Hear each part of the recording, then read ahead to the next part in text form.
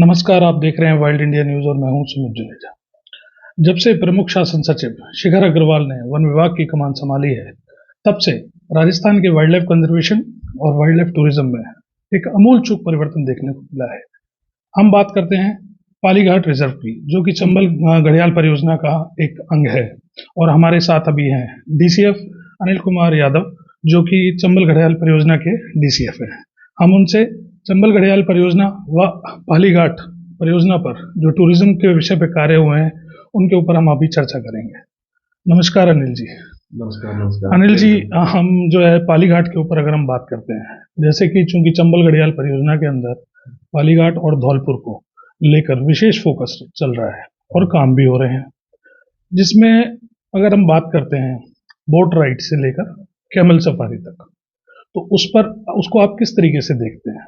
और साथ ही साथ जो यहाँ पर जो जिस तरीके से टाइगर रिजर्व में नेचर गाइड जो होते हैं, क्या उसकी तर्ज पर यहाँ टूरिज्म में नेचर गाइड भी रखे जाएंगे या नहीं?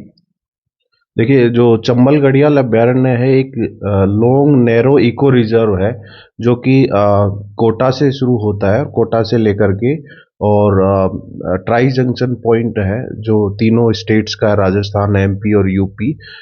इटावा एक जगह है, वहाँ पर ये चंबल नदी मिल जाती है। तो एक लंबा लॉन्ग रिजर्व है। इसके आसपास में ज़्यादातर लैंड जो है वो रेवेन्यू लैंड है, जो कि फॉरेस्ट लैंड नहीं है, और कुछ एरिया जो फॉरेस्ट लैंड के भी आते हैं। तो हमारे यहाँ पे जो मुख्य जो प्रजाति है जिसका संरक्षण के लिए घड़ियाल रिजर्व बनाया है, वो है घड़ियाल। और घड़ियाल की 70% आबादी जो है चंबल नदी में है। तो आप ये समझ सकते हो कि ये घड़ियाल के लिए एक अंतिम शरण स्थली है।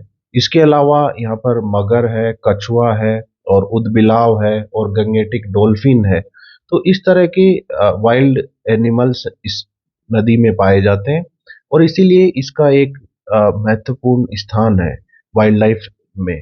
अगर हम ये देखें कि टूरिज्म के लिए यहाँ पर क्या क्या स्कोप अवेलेबल है, तो रणथंभौर से लगभग 40 किलोमीटर दूर एक पालीघाट एक स्थान है, जो कि राजस्थान और एमपी की सीमा पर पड़ता है। उस स्थान पर अगर देखा जाए तो वो एक नेस्टिंग साइट भी है, और बहुत सारे वाटर बर्ड्स और टेरेस्ट्रियल बर्ड्स, दोनों बर्ड्स की विजिबिलिटी अच्छी है।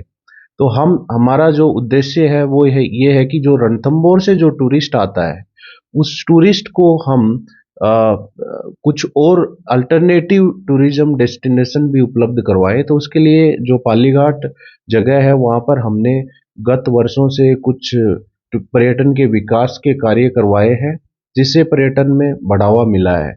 अब वहाँ से हमारे यहाँ पर फिलहाल जो 30 बोट, वो प्राइवेट बोट्स हैं, वो रजिस्टर्ड हैं। सभी बोट्स का ऑपरेशन के लिए, हम स्मूथ फंक्शनिंग के लिए हमने जेटी बनाई है। और उसके अलावा पर्यटकों को वहाँ पर आते हैं तो उनको जो वहाँ समय व्यतीत करते हैं, उसके लिए हम एक कैफेटेरिया और सिटिंग बेंचेज और इस तरह से इको ट्रेल्स, ये सारी सुविधाएं हमने उपलब्ध कराई है। इसके अलावा हमने 4 डे टाइम स्टे टेंट भी बनाए हैं, जहाँ पर पर्यटक रुक सकते हैं और नदी का आनंद ले सकते हैं। और ये जो जगह है, ये hardly half an hour journey है यहाँ से, रणथंभौर से। तो फायदा ये रहेगा कि रणथंभौर का जो टूरिस्ट है यहाँ पर आता है, वो वाइल्ड लाइफ घड़ियाल घड़ियाल और अन्य वन्य जीवों का भी आनंद ले सकते हैं। जैसा कि हम बात करते हैं कि जो घड़ियाल हों, मगरमच्छ हों, या अगर हम बात करें कि स्कीमर हों, ये जो सभी जो जीव हैं, जलीय जीव जो हैं, ये रेत पर प्रजनन करते हैं और साथ ही साथ रेत पर अंडे देते हैं। चूंकि बजरी खनन जो है एक बहुत बड़ी समस्या है, और इन जीवों के ऊपर जो है वो संकट बहुत बड़ा है बजरी खनन, तो इनको, इनके बचाव के लिए, इनके कंजर्वेशन के लिए आप क्या कर रहे हैं? थोड़ा सा चर्चा के माध्यम से। देखिए, बजरी खनन आपने सही कहा, एक बड़ी समस्या है। ज़्यादातर बजरी खनन जो होता है, वो मोस्टली फॉर्चुनेटली हमारे यहाँ कोटा और बूंदी जिलों में होता है, जो चंबल घड़ियाल अभयारण्य के। और कोटा और बूंदी जिले में फॉर्चुनेटली आप ये देखेंगे कि घड़ियाल की प्रजाति नहीं पाई जाती है, क्योंकि घड़ियाल के लिए उसे एक 45 डिग्री पे सैंडी बीच चाहिए, जो उस तरह का सैंडी बीच वहाँ पर उपलब्ध नहीं है। फिर भी क्योंकि अगर वहां से बजरी खनन होता है तो आगे जो है बजरी कम आएगी, और आगे लॉन्ग टर्म में यहाँ पर भी घड़ियाल के सर्वाइवल को खतरा हो सकता है। तो इसके लिए हम समय समय पर गश्त भी करते हैं, और बजरी खनन की धरपकड़ के लिए माफियाओं के लिए हमने पिछले साल हमने बहुत सारी कार्रवाइयाँ भी करी हैं। तो लॉन्ग टर्म में हमें बजरी खनन पर फिर और अधिक अंकुश लगाने की जरूरत है। जैसा कि अभी घड़ियालों की जो अगर हम हैचलिंग की बात करते हैं, तो इस बार जो है घड़ियालों की जो हैचलिंग हुई है काफी अच्छी तादाद में हुई है। चूंकि इनमें मोर्टेलिटी रेट भी काफी ज्यादा होती है, तो इनकी तादाद में जो इजाफा हुआ है वो किस प्रकार हुआ है सर? देखिए, हमारे यहाँ पर अगर कोटा से लेकर के धौलपुर तक का एरिया अगर हम देखें, तो हमने आइडेंटिफाई किए हैं, हमारे पास में 23 साइट्स हैं जहाँ पर घड़ियाल अंडे देता है। तो वो सभी नेस्टिंग साइट्स को हमें प्रोटेक्ट करना है, पहला काम तो ये है।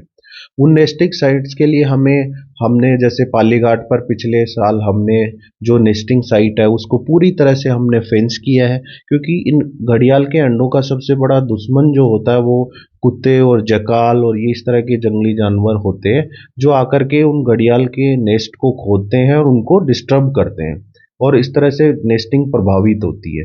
इसके अलावा हम थोड़ा असिस्ट भी करते हैं घड़ियाल के हैचलिंग्स को निकलने में। अगर कोई मादा किसी सैंड बीच पर नहीं आ पाती है तो हम उसे गड्ढा खोदते हैं, और हम ये देखते हैं कि ये अंडा पक चुका है तो उसको हम बाहर निकालते हैं। तो इस तरह से हम असिस्ट भी करते हैं इन चीज़ों में। तो हमारी जो 23 जो आइडेंटिफाइड साइट्स हैं जहां पर घड़ियाल अंडे देता है, हमें ये इंश्योर करना है कि उन घड़ियाल की जो साइट्स हैं उस पर बिल्कुल भी डिस्टरबेंस नहीं हो, वहां पर खेती नहीं हो, वहां पर रसायनों का उपयोग नहीं हो।